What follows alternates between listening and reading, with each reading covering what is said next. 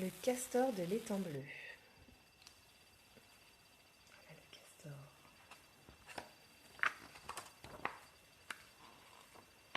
Regardez ce beau décor.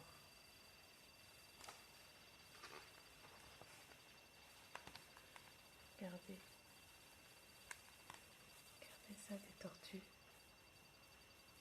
Et là, au milieu des brindilles, un castor. Regardez les belles lumières. C'est le crépuscule à l'étang bleu. La plupart des animaux se sont installés pour dormir. Les oiseaux dans les arbres, les canards dans les hautes herbes et les tortues d'eau sur le fond de l'étang.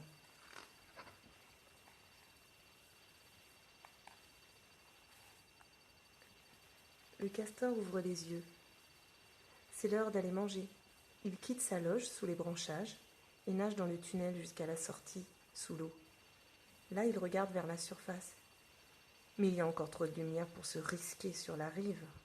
En attendant, il découvre des racines de nénuphars et les mange.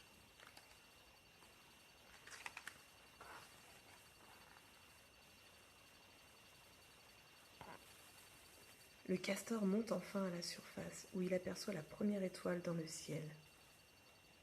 Il fait le tour de l'étang, surveillant les alentours. Alors qu'il s'approche du barrage sur le ruisseau, il sent la pression de l'eau sur ses moustaches. Il s'arrête de nager et entend le bruit de l'eau qui coule.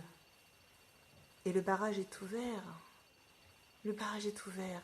Il a peur et hume l'air, mais ne sent rien. Il n'y a rien à craindre.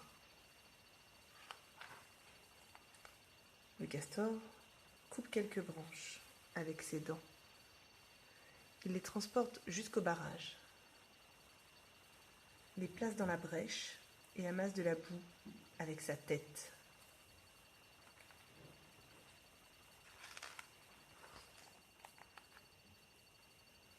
Le castor apporte de grandes pierres qu'il roule sur le tas de branches et de boue. La réparation du barrage dure presque toute la nuit.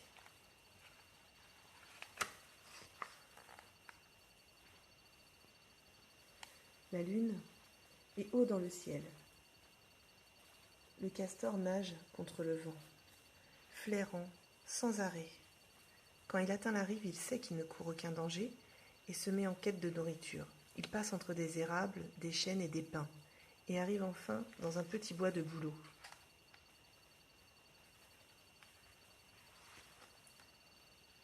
Regardez le bouleau, les enfants. Notre bouleau à nous aussi, il a l'écorce blanche comme celle-ci. Et le bouleau, les castors, ils adorent, vous vous rappelez. Il choisit un petit arbre qui tombera sans être tenu par les autres. Au fur et à mesure que le castor ronge le tronc, le bouleau s'incline sur le côté et tombe dans un craquement sec. Le castor mange un peu d'écorce et coupe quelques branches qu'il rapportera jusqu'à sa loge. Un oiseau se met à chanter. Une légère brume recouvre la surface de l'étang. Le jour grandit. Le castor ne s'est pas aperçu que le vent a changé de direction.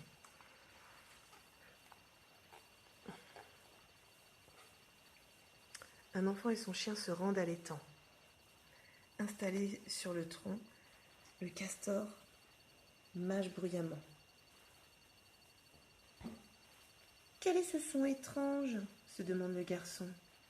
Soudain, les voici face à face. Tout d'abord, tous trois restent immobiles et se regardent. Le castor grince les dents. Soudain, le chien aboie et se rue sur lui.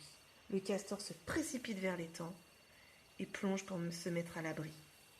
Sur la rive, le chien aboie en direction de l'endroit où le castor a disparu. Le castor fait surface au milieu de l'étang. Il regarde en arrière et voit le chien et l'enfant, qu'il observe depuis la rive. Il est sauf, c'est l'heure de rentrer.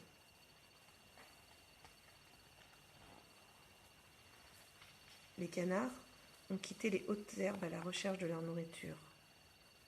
Les tortues se sont approchées de la rive et cherchent des insectes. Le castor, lui, tourne une dernière fois autour de sa loge